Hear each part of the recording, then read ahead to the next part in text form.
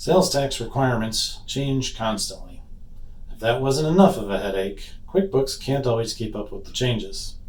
So, what do you do to make sure you pay your taxes properly? I'm Jonathan, and I'm here to show you how to make it work.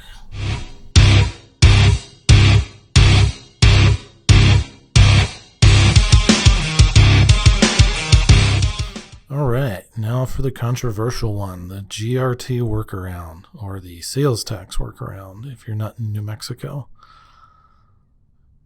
Alright, let's go switch the sales tax off. We're going to go to Taxes, Sales Tax,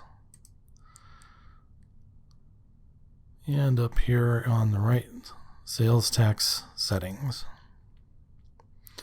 Click Turn Off Sales Tax. Click Yes to confirm.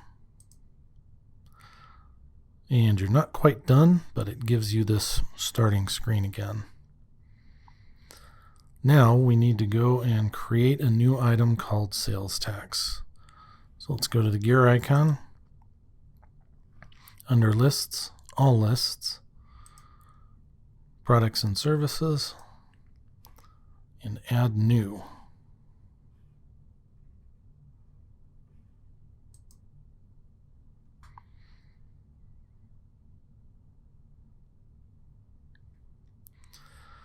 This step is not really relevant to what we're doing here, so I would just call it a service.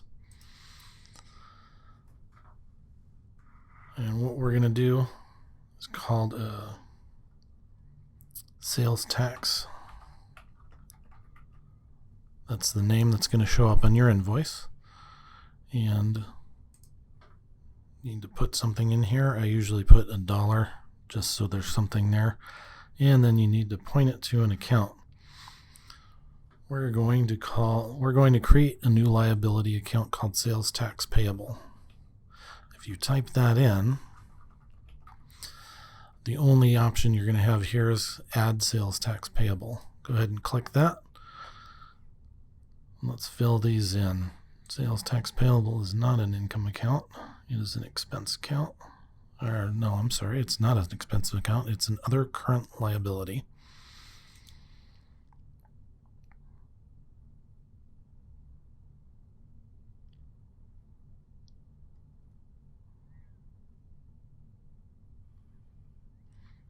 Detail type is sales tax payable. Name is sales tax payable. We're going to leave that there.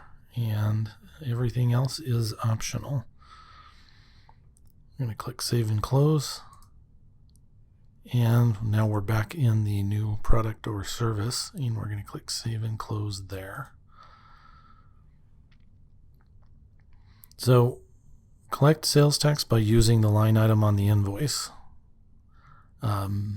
Normally you would indicate that an item was taxable on the right side of the invoice in a checkbox. You're not going to do that now. It's going to be its own separate line item, and you're going to have to calculate it yourself, but it will gather it in the right place.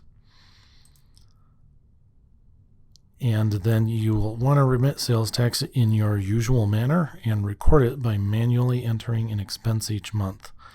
Category is sales tax payable, and just make sure that that account reconciles and you'll be good to go. Now, if you are one of the people that has had to resort to this because your sales tax is wrong in your jurisdiction, there is a way to let QuickBooks know of your displeasure. Go up here to the gear icon, click Feedback. There's a text box. You can type sales tax is wrong. You can elaborate as much as you want. Click Next. Feedback sent. Sometimes it's going to get you to a screen where it gives you prompts or links to articles that might help you. In this case, it didn't. So that sends a message to the engineers, and hopefully they'll look at it and fix it. This isn't ideal, but it will keep you compliant with your taxing authority. While you're at it, feel free to drop QuickBooks a line to let them know about the issues you face with tax management. Get those taxes paid and go for the win.